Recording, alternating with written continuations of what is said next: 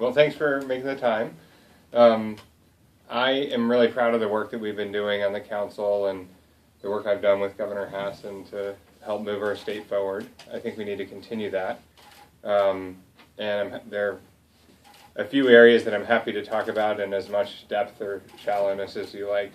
A lot of the work we do on the council tends to be in the weeds, and so we can get pretty deep on some issues if you'd like. Some of the ways that we've been moving the state forward over the last few years, first has been frankly undoing some of the damage that had happened previously. One of the things that motivated me to run for the council in the first place is that there were a lot of issues where one that comes to mind is shutting off the funding for Planned Parenthood health centers across the state, where I thought that the councilors had been putting their own personal ideology ahead of what their job should be, which is making sure our state is managed in the best way.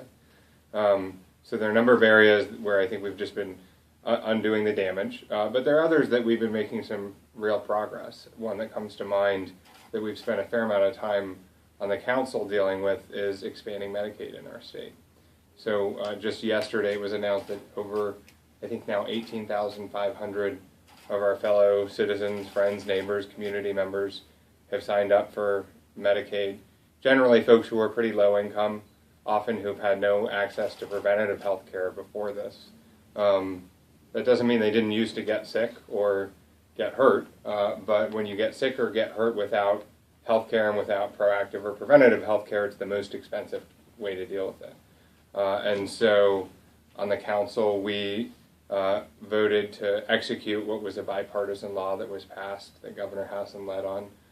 We've had a number of 3-2 votes on this issue, and I'm really proud of the progress that we're making. I think we're making stronger, healthier communities by doing that. And then I guess the third area is in the council itself. This is a 334-year-old institution that predates our country. And I'm really proud of some of the gains that we've made. I was the first councilor in 334 years to start using electronic packets rather than paper packets, which sounds like a small thing, but if you've ever been to a council meeting, you'll know that often we have literally 10,000 plus pages of items that we're voting on for every meeting. And a year later now, 4 of the 5 councilors regularly use electronic packets. I think it improves transparency in terms of citizens being able to access the information online the way they want, because literally the same thing that I read every week is available online now for any member of the public to access as well. And we've made some gains in terms of how the council works, which contracts we look at, making sure we put more scrutiny on the ones that I think deserve the most scrutiny, hopefully waste a little less of our taxpayer dollars and time and bureaucracy on contracts that are much lower in dollar amount and generally non-controversial. So in kind of undoing some of that damage and making progress on some policy issues and trying to move the council itself forward, I'm proud of the work that we've done.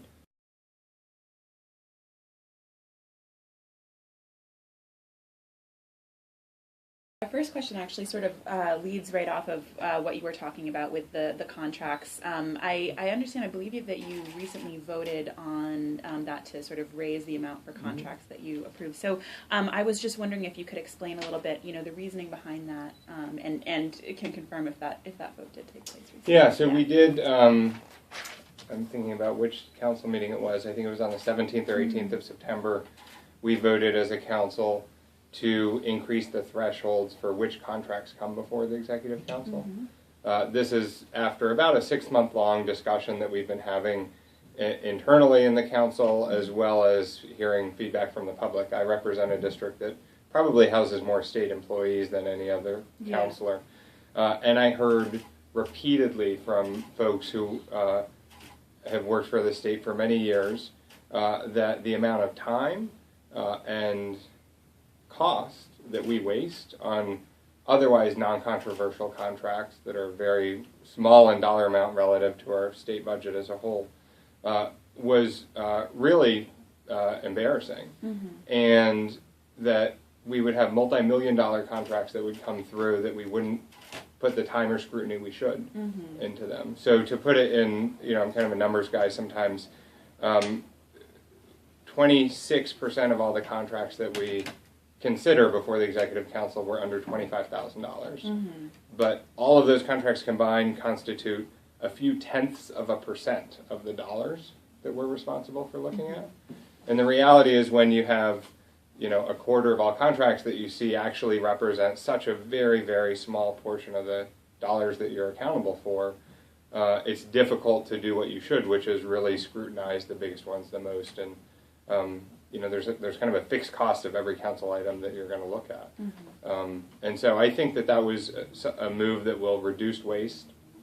I think transparency is important, and so what we're going to do is still have every quarter a list of all those contracts that would have come before the council and who the vendors are that they were awarded to. And the council will have to review and approve that list.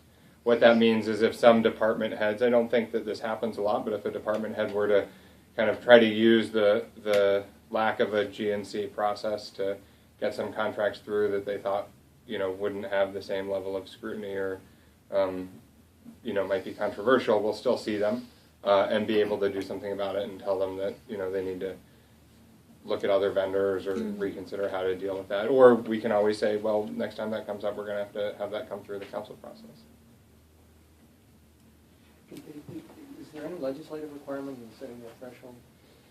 Traditionally, there hasn't been. The legislature has a role in determining specific items as to whether or not they come before the council. So, for example, the legislature, they've kind of gone back and forth on this on the State Liquor Commission. Several years ago, they essentially exempted the State Liquor Commission from most GNC approval. And then the Liquor Commission engaged in a new a very large $200 million warehousing contract that was pretty controversial. And since then, the legislature said, actually, we want things to run like a business, but we still need some level of accountability. So, if that contract had been awarded today, it would have to come through the council.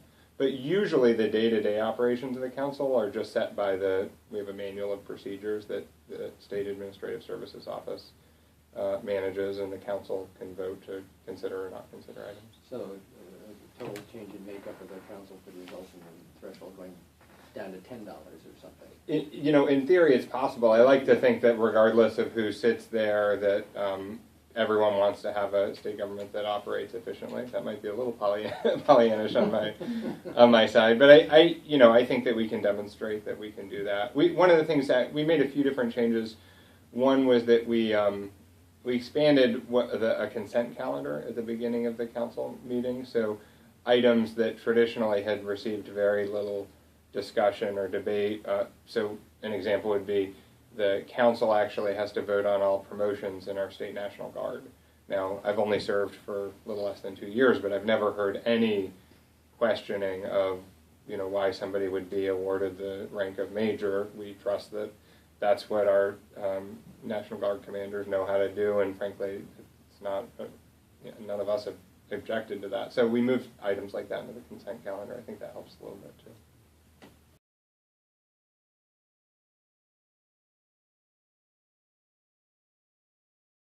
It's not uncommon for projects on the Department of Transportation's 10-year highway plan to get moved out or pushed out 15, 20 years, maybe more. Yeah. It's a funding issue.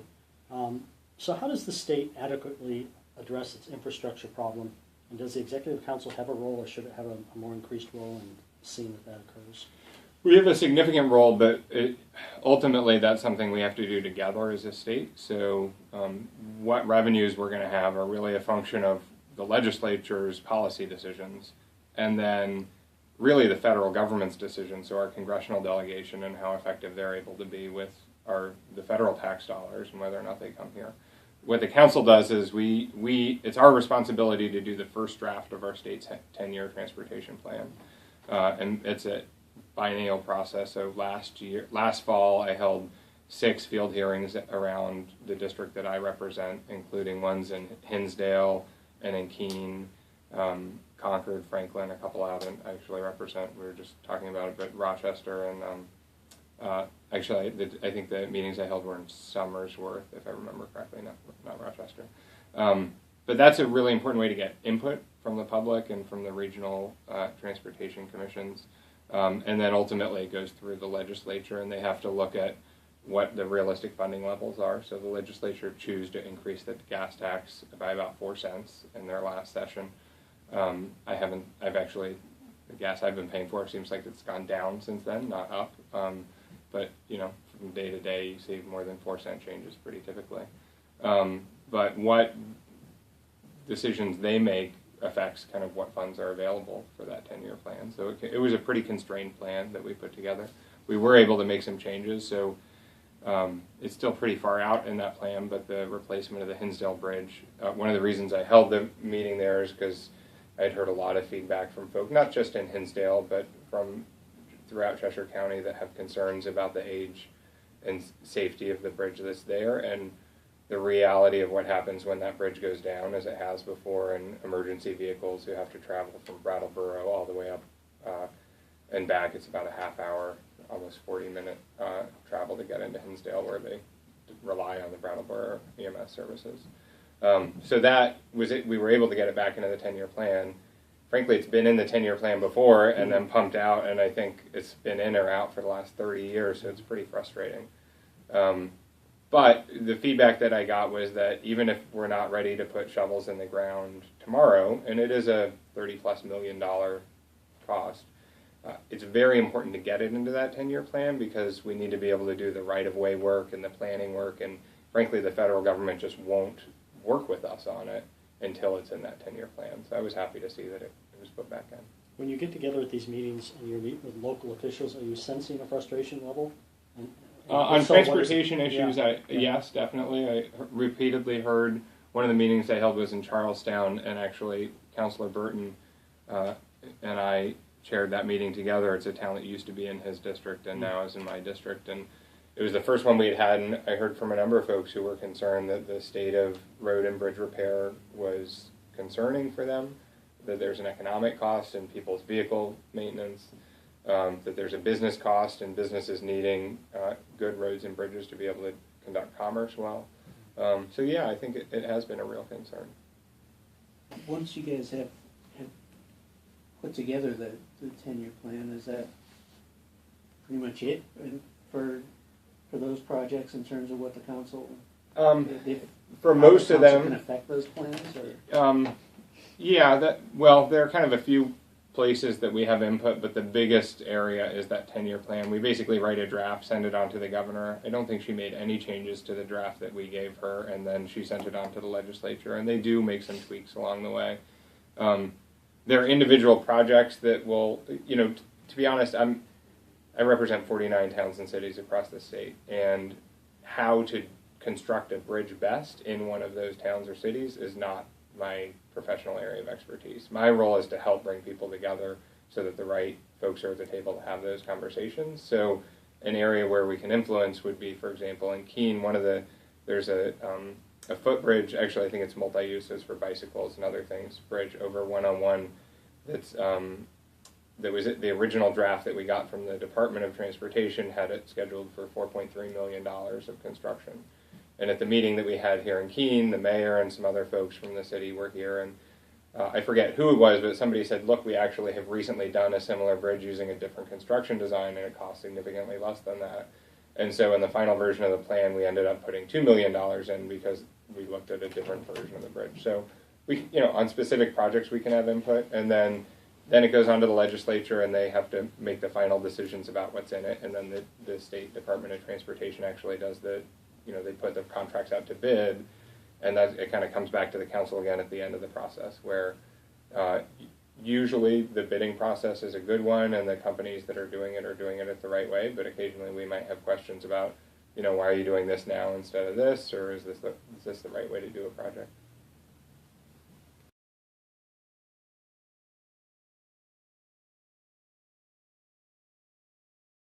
When it comes to making decisions on the appointments of notaries, judges, and commission members, if it's someone that you don't really know the background of, where does that information come from, and how do you guys make your decisions on that? It depends fairly dramatically for what the appointment is. Mm-hmm. So we appoint about 400, or we have a confirmation vote on about 400 positions every year. Mm-hmm. And they range from a justice of the peace or a notary public to while I've served, the state attorney general, or we've had multiple confirmations to the state superior court.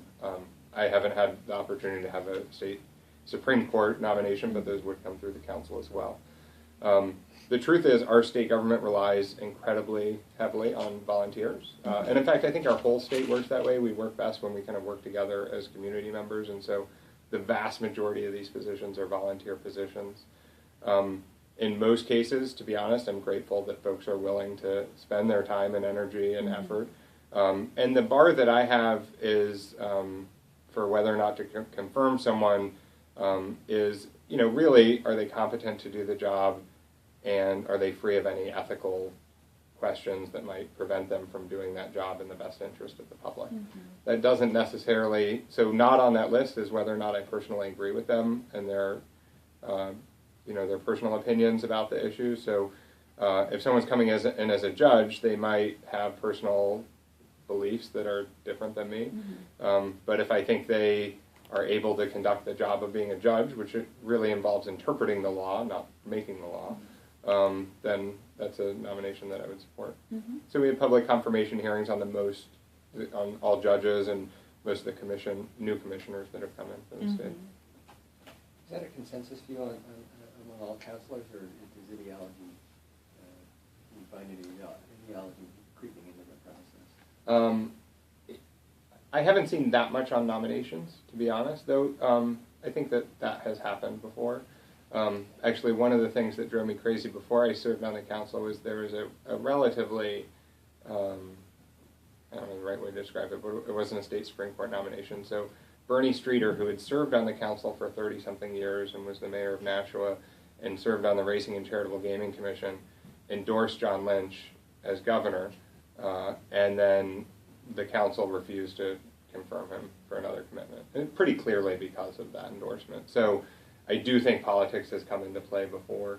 I haven't seen too much of it on the council that I've served in, but I think it happens. And the truth is, every councilor, the constitutional guidance for how we do our job is very, very slim, and it really is up to each councilor to decide how much we're going to bring our personal ideology to bear in the course of doing the job or not. And so we've had councilors in the past who believe that if there's a contract that comes in front of them that's a policy they disagree with, then they're going to vote against it. And I tend to take a more restrained view of the council's role, that our job is to make sure the state government is managed well, but we're not just an extra legislature that gets to set our own policies.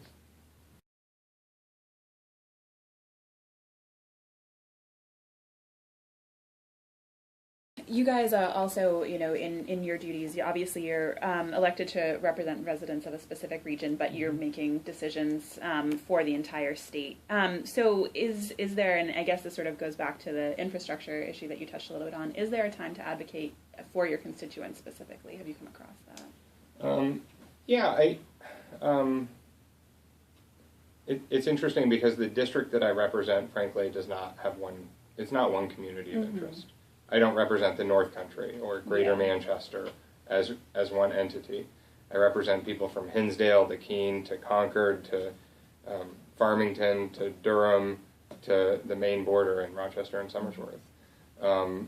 And so I try not to take an overly parochial approach to the job, meaning I don't see my job as fighting with the other councilors to make sure that Cheshire County gets the most money of any part of the state, but rather to make sure that the distribution of projects and funds and work is done in a fair way that works for everybody. So that's for better or worse, right? And, sometimes some lawmakers say, hey, their job is to fight for every buck that they can get for their district. But if I do that, I think the people in Durham are not going to be very pleased if I'm successful for it in Cheshire County and vice versa. So I tend to think that what's best for New Hampshire usually is consistent with what's best for my district. But I think there's a second layer to that, which is each of us, because we represent different parts of the state, hear different things from our constituents, and a large part of what our job is as a councilor is to make sure that the people's voice is heard in Concord.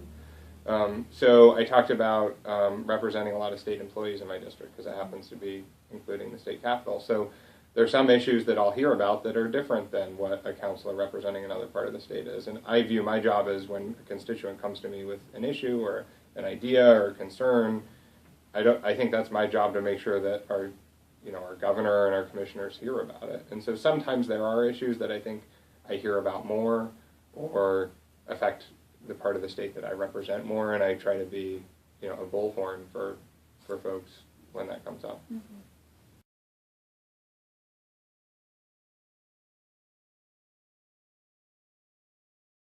In 2012, as you mentioned earlier, you started your campaign because of an issue that stemmed from partisanship on the council. Yeah. And you're still, if I'm hearing you right, you're still saying, well, we shouldn't be partisan. But it is an elected position. You're elected through the parties. There's a long history of party pressures on councilors and council votes that seem to be ideological. Is there a way to get rid of that, or is it okay that exists? Is that are those legitimate pressures on councilors? Well, I'm a Democrat. I'm proud to be a Democrat, and a lot of the values that I bring to the job are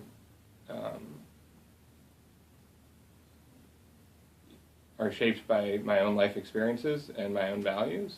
But I think there's a difference between seeing the job as an opportunity to assert an ideological agenda versus seeing the job as helping best manage the state of New Hampshire consistent with the values that you bring.